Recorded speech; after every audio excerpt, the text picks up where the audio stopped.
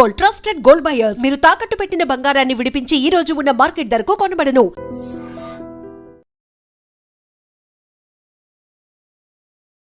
ఇలా కేటీఆర్ గారు, హరీష్ రావు గారు మాట్లాడినాడు. టీఆర్ఎస్ పార్టీ రియాక్ట్ కాన్నాడు. ఇవాళ నేను రియాక్ట్ అయ్యాను. అయినా టీఆర్ఎస్ పార్టీకి రియాక్ట్ అయ్యేటువంటి అధికారం లేదు. ఎందుకంటే వాళ్ళు కూడా మూసి ప్రక్షాళన పేరిట ఒక ఎస్పీవి ఫ్లోట్ చేసి దానికి సుధీర్ రెడ్డి గారిని చైర్మన్గా ఇచ్చి ఆఫీస్ కూడా పెట్టి వాళ్ళు ఏం చేసిండ్రు, వాళ్ళు కూడా మాట్లాడిన మాటలు ఉన్నాయి. కేసీఆర్ గారు 10,000 ఇల్లు కూలగొట్టాల్సి వస్తుంది, 20,000 ఇల్లు కూడా, అందుకని వాళ్ళకి అధికారం లేదు. నేనుగా తప్పకుండా ఇవాళ ఇక్కడ జరుగుతున్నటువంటి ఈ హైడ్రా డ్రామా కావచ్చు, మూసి ప్రక్షాళన పేరిట జరుగుతున్నటువంటి ప్రజల ఇళ్ళ కూల్చివేత సంబంధించిన అంశం కావచ్చు, దీని మీద నేను కాన్స్టెంట్గా కొట్లాడుతున్నా. నేను ముఖ్యమంత్రి గారి బహిరంగ లేఖ కూడా రాశాను. నేను మూసి మంచినీళ్ళ లాంటి వాగు పారవలసిందే, నల్లగొండ విముక్తి కావాల్సిందే, ఇక్కడి ప్రజానీకానికి మురికి కంపు, దోమలు, ఈగల బాధ పోవాల్సిందే అని చెప్పి నేను కూడా అంటున్నా. కానీ దానికి ఒక పద్ధతి ఉంటుంది. ఈ పద్ధతి గురించి నేను ప్రశ్నిస్తున్నాను. నేను నీ మూసి ప్రక్షాళన గురించి కానీ, మోడరేషన్ ఆఫ్ మూసి కానీ, ఈ పర్యావరణ శాస్త్రవేత్తలు మాట్లాడేదాన్ని నేను వ్యతిరేకంగా మాట్లాడుతున్నాను. నేను ఇవన్నీ చేద్దాం, ఎట్లా చేద్దాం రా, నీకు నువ్వుగా చేస్తా అంటే ఎట్లయితే చెప్పండి. ఇవాళ రంగనాథ్ గారు ఉన్నారు, వారు ఓపెన్గా ఎవరికి నోటీసులు ఇవ్వాల్సిన అక్కర్లేదు, నా పనే కూలగొట్టుడు, నాకు పైనుంచి ఆదేశాలు ఉన్నాయి అని చెప్పి సాటర్డే సండే ఏ కోర్టు లేని రోజు చూసుకొని కూలగొడతా ఉంటే కోర్టు అడిగిందమ్మా, అసలు మీకు తెలియదా హాలిడే వచ్చిందంటే మీరు ఇల్లీగల్ కూలగొట్టే అధికారం లేదనే విషయం తెలియదు అని చెప్పి ఇవాళ జడ్జి గారు ప్రశ్నించారమ్మా. మరి వాళ్ళకి ఎవరి దిక్కమ్మా మన నీళ్ళు కాకపోతే. అందుకని నేను వాళ్ళు మాట్లాడు, ఇక ఆయన విజ్ఞతకు వదిలిపెడుతున్నా, నేను ఆయన గురించి మాట్లాడు. కానీ నేను ఒక మాట అన్నాను నేను నా ఉత్తరంలో, అంతకుముందు కూడా అన్నా ఏంటంటే, మీకు నిజంగానే కనుక పేదలకు ఏదో రేస్ కోర్స్ జాగలో 100 ఎకరాలలో బ్రహ్మాండమైన ఇల్లు కట్టిస్తా అని చెప్పే మీరు ఇవాళ పోలీస్ లేన్లలో ఉండేటువంటి ఆ భూములలో ఇల్లు కట్టుతాను మీరు గింత గొప్పగా మీరు ఆలోచిస్తున్నప్పుడు గింత ఆదరాబాదర చేసే కర్మ నీకు ఏం పట్టిందయ్యా? మూసి ఇవాళ వచ్చింది కాదు, మూసి వందల సంవత్సరాలుగా ఉన్నటువంటి నది అది. ఈ మూసి ఇవాళ పొల్యూట్ కాలేదు, 40-50 ఏళ్ళ క్రితం పొల్యూట్ అయినటువంటి నది ఇది.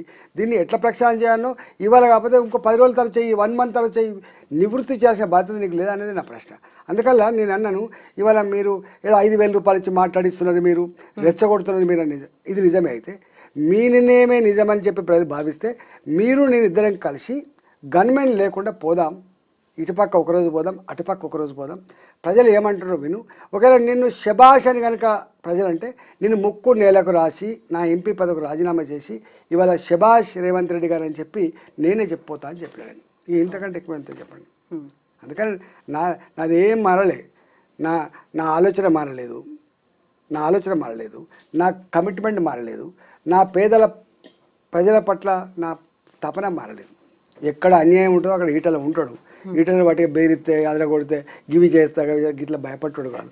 రాజశేఖర్ గారు ఉన్నప్పుడు మీకు తెలుసు, నేను నా రింగ్ రోడ్ల భూమి గుంజుకున్నప్పుడే ఇలా నా 120 కోట్ల భూమి 9 ఎకరాల భూమి గుంజుకున్నాడే, భూమి గుంజుకుంటావు కావచ్చు కాక కానీ నన్ను లొంగ తీసుకోలేమని చెప్పాను నేను. కేసీఆర్ గారు నా మీద ఎన్ని చేయాలని చేసిండు. ఇవాళ వీరు కూడా ఏముంటుంది, అడగోలుగా వేస్తాడు మాటలు, ఏది పడితే అదే మాట్లాడుతుంటాడు, ఎవరి మీద పడితే వాళ్ళ మీద ఆరోపణ చేస్తాడు. కానీ తెలంగాణ సమాజానికి ఎవరు ఏందో తెలిసిన పుస్తకంలాగా ఉంది. నా జీవిత చరిత్ర ప్రజల కళ్ళ ముందు 25 ఏళ్ళుగా ఉంది. అందుకనే ఇలా నన్ను కేసీఆర్ గారు హుజురాబాద్లో ఎన్ని చేసిందమ్మా నా మీద, అంటే చేయని ప్రయోగం ఉందా, ఖర్చు పెట్టని పద్ధతి ఉందా, లొంగ తీసుకొని నాయకులున్నారా, ఇవన్నీ హామీలు ఉన్నాయి, అన్నీ చేసిండు. అన్నీ చేసిన కూడా కేసీఆర్ చేస్తుందా అన్యాయమైంది, దుర్మార్గమైందని చెప్పి పొందబెట్టారు. ఇవాళ రేవంత్ రెడ్డి గారు కూడా ఇవాళ మా మీద వీళ్ళు కాలకీయ కూటమి అని, మరి కాలకీయులు అంటే నాకు తెలియదు, రాక్షసులు వీళ్ళు, సంఘ విద్రోహ శక్తుల లెక్క మీరు ప్రగతిని అడ్డుకుంటున్నారని చెప్పేది మాట్లాడుతున్నారు. ఇక ఆ విషయం మీద నేనేం మాట్లాడుతున్నానో ఏం చేస్తున్నానో, ఆయన ఏం మాట్లాడుతున్నా ఆయన ఏం చేస్తుండో జడ్జిమెంట్ చేయాల్సింది ప్రజలు తప్ప వేరే వాళ్ళు కాదమ్మా. రాజేంద్ర గారు, ఇప్పుడు హైడ్రాకి సంబంధించి బీజేపీలో డిఫరెంట్ వర్షన్ వినిపిస్తుంది అనేది అవుట్ రేట్గా ఇంకొక ఎంపీ రఘునందర్ గారు సపోర్ట్ చేస్తున్నారు. హైదరాబాద్ కూడా మరో వయనాడు కావాలా అనేది, అంతకుముందు వాళ్ళు చేయలేదు కాబట్టి వీళ్ళు కూడా చేయకుండా ఉండాలా అనే ఒక క్వశ్చన్. నేను కంప్లీట్గా మద్దతు ఇస్తున్నాను అనే మాట. అంటే ఒక మాట అమ్మా, మా పార్టీ డిఫరెన్స్ ఆఫ్ ఒపీనియన్ లేదు. స్వయంగా మా రాష్ట్ర పార్టీ అధ్యక్షులు కేంద్ర మంత్రి కిషన్ రెడ్డి గారు ఉత్తరం రాసింది, మీరు చూడండి. మేము మాట్లాడుతున్నాం, మా పార్టీ అందరూ మాట్లాడుతున్నాం.